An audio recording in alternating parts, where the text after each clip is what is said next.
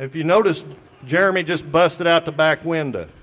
One of the reasons for that is we've got to get one of our people inside this vehicle to stabilize that patient. After a wreck, there's very big chance of spinal injury. So we have to get somebody in there to stabilize and cover that victim. The person that chooses to go in there or is designated to go in at that time also is the person that makes friends with the victim. Meaning, you go in there to comfort them. They've been through trauma, and we need to keep them comfortable and calm. So the person inside's job is to go in and start talking to them. If you keep a calm victim, their survival rate's a lot better. Okay? We also cover them up. We cover them up for the reason we don't want to put any glass in their face. The firefighter will crawl under the covers with them to keep them comfortable.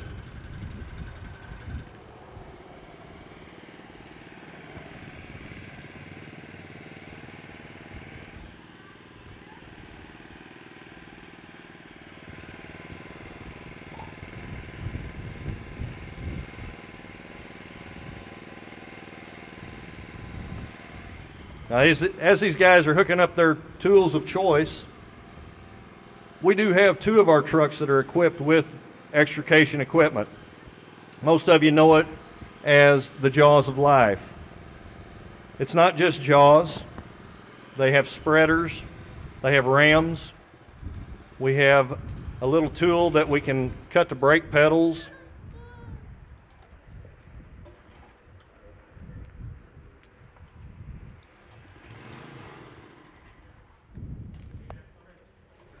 And of course, sometimes your engines get stage fright. So when they've got an audience, that's when they'll act up on you.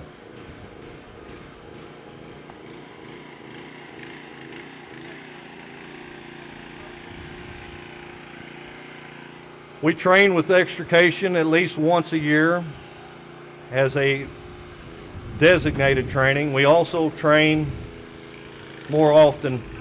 Now, as you see, they're going up to the hood at this time. The new vehicles were blessed with airbags.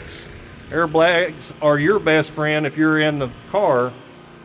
Sometimes they're our worst enemy because they hold the charge, and if they haven't went off, we need to discharge this. We need to get the battery cables cut. If this car had been impacted, we may not be able to pull the hood latch, so we're going to show you how we pry the hood up to get to the battery. We have to cut those battery cables or disconnect them so that the airbags will discharge. Not blow up, but lose the charge power so they don't go off on us, okay? Airbags, if you're ever hit with an airbag, you can count on a bloody nose, burned skin, because the powder in them goes off and it will burn you. But they will save your life. Some of these new cars are a challenge because they're mostly plastic. Now he's got the hood popped, okay? They're going to simulate that they have cut the battery cables.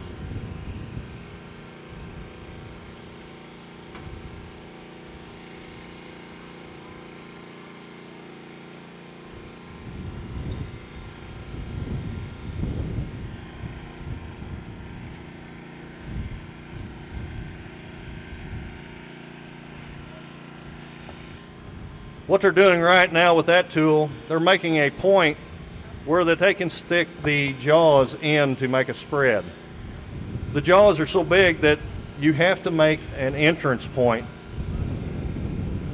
so that you can get your tool in.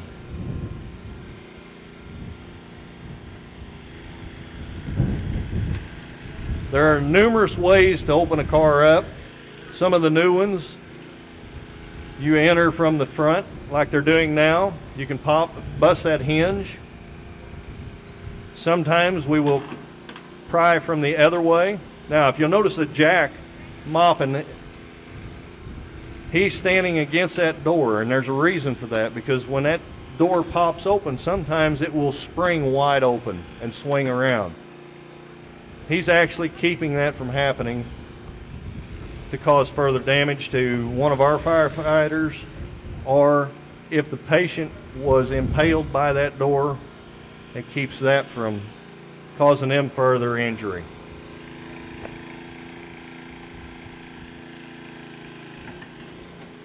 The tool that Randy Luter just used, that was the jaws, that cuts the hinges.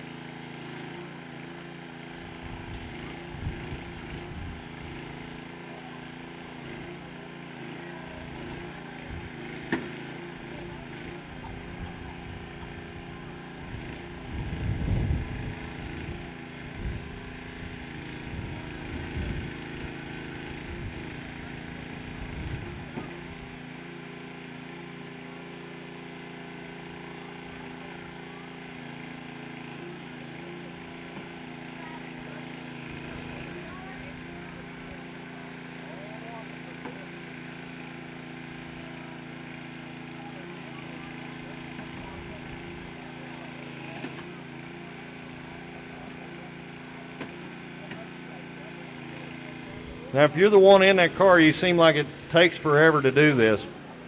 But keep in mind, we're doing this at a slow pace because we don't want to cause any more injury to the patient.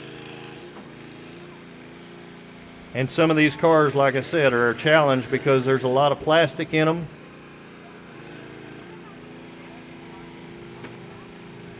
Now, as you can see, they're going to pull that door around.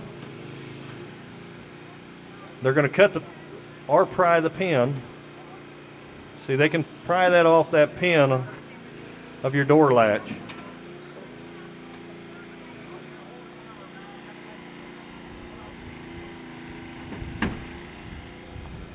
And the door's off. Now we have a wide open area. Now, keep in mind, sometimes if that was a frontal impact, that steering wheel would be pushed against the patient. As you see now, Jack's going to open up the windshield. Here again, that's why we keep the patient and the firefighter inside covered up.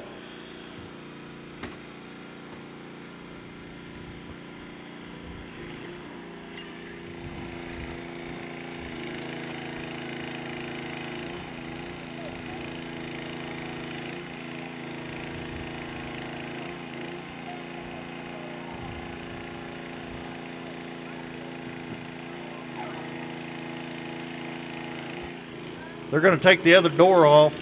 Also, we're going to have to put this patient on a backboard.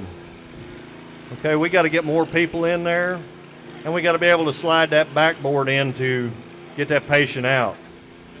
Now they're going to move around to this side so you can really see what they're cutting. Terry's going to start with the A post.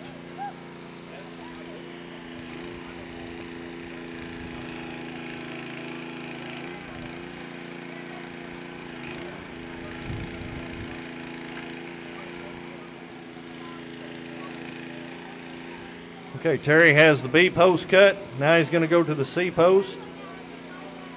Once he gets that cut, they'll lift that whole top off and set it out on the ground.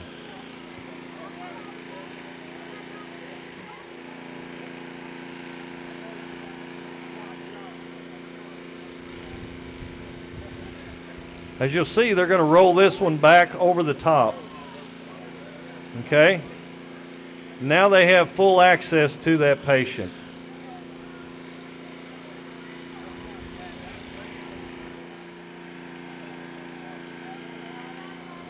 Now you notice looks like they're just standing there talking. Sometimes you have to back off and look at the situation to see your next approach. If you go at it real fast, and you could cause risk to yourself and to the patient. So sometimes we have to see what the car's reacting to our cutting and prying to see what the next moves is the best move to get this patient out of here.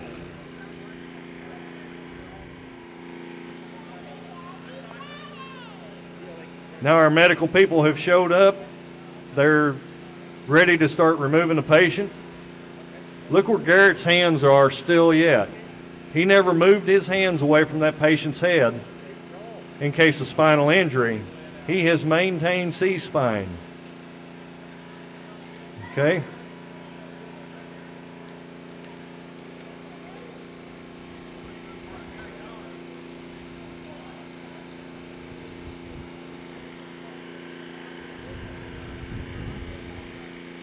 Okay, Terry now is going to take C-spine. He's in another position where they're going to lay the patient down. They're bringing the legs around the driver's side. They'll take this patient out the passenger side. Now keep in mind, if we're on rough terrain, if we're on a hillside, in a ditch or creek, up against a tree or whatever, this is easy effort with us on concrete right now. We had the challenges when we were on unlevel ground or muddy ground or anything like that. Patient has been removed. Give these guys a round of applause.